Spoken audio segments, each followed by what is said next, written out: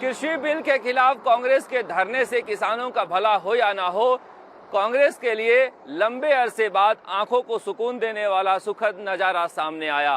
1.5 घंटे तक मुख्यमंत्री अशोक गहलोत और सचिन पायलट आसपास बैठे रहे। भले ही इन दोनों के बीच बातचीत नहीं हुई हो, लेकिन एक कंफर्ट लेवल दिखाई दे रहा था।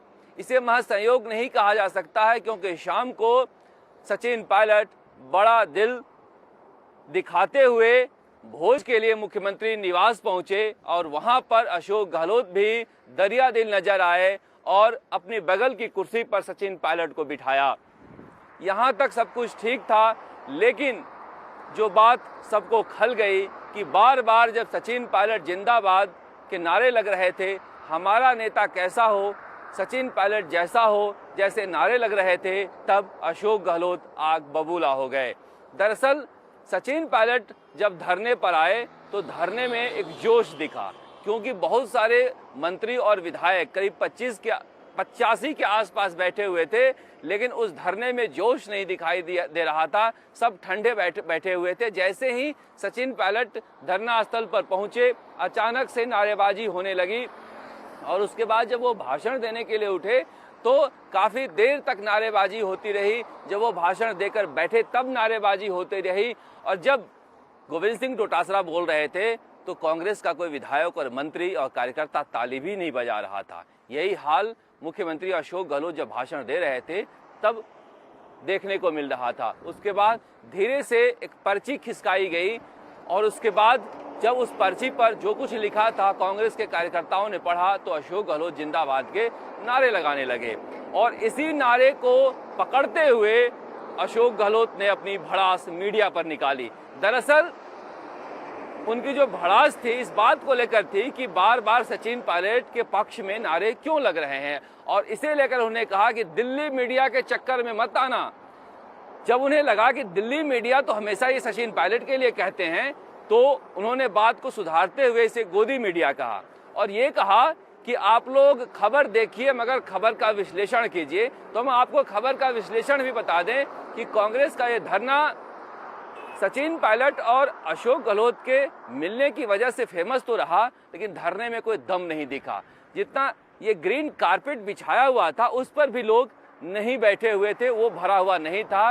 प्रताप सिंह खाचरियावास अमूमन जब इस तरह के धरने करते हैं तो इसे दुगने लोग पहुंच जाते हैं, लेकिन लगता है प्रताप सिंह खाचरियावास की पूरी भीड़ कल नहीं आई थी, इसलिए जो शहीद स्मारक था वो खाली था। नेताओं में जोश नहीं था, तालियां नहीं बज रही थी, इसलिए मुख्यमंत्री अशोक गहलोत ने अपनी खींच मीडिया पर उतारी। अशोक गहलोत बार बार मीडिया को टारगेट क्यों करते हैं? जब पहली बार वो चुनाव हारे तब भी ये मोदी मीडिया नहीं थी, गोदी मीडिया नहीं थी।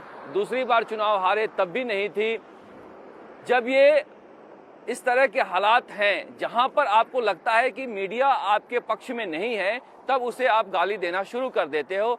और जब राजस्थान की मीडिया, जिसे आप कंट्रोल करते हो, जिसे आप पैसे देते हो और जो चाहते हो वो चलवाते हो, जिस नेता का चाहते हो उस नेता की खबरें नहीं चलने देते हो, जिस नेता के पक्ष में चाहते हो उसके पक्ष में चलाते हो, जिसके पक्ष में चाहते हो उसे खिलाफ चलवाते हो, ये सब राजस्थान में जब होता है तब आपको दिखाई नहीं देता है। और बाकी जब दिल्ली की मीडिया सचिन पायलट को हाईलाइट करती है तो आपको दर्द होता है। उन्होंने कहा कैमरे लगे हुए हैं, ये सच बात थी कि ये कैमरे सचिन पायलट की वजह से लगे हुए थे। अब सचिन पायलट की फैन फॉलोइंग है, सचिन पायलट को दिल्ली में मीडिया में लोग पसंद करते हैं, सचिन पायलट को लोग राजस्थान में लोग पसंद करते हैं, तो अशोक गहलोत को इस बात को स्वीकार करना चाहिए। एक पिता की तरह, जिस तरह से पिता को खुश होना चाहिए अपने पुत्र की सफलता पर, उसी तरह से अशोक गहलोत को इस मामले में भी अपना बड़ा दिल दिखाना चाहिए।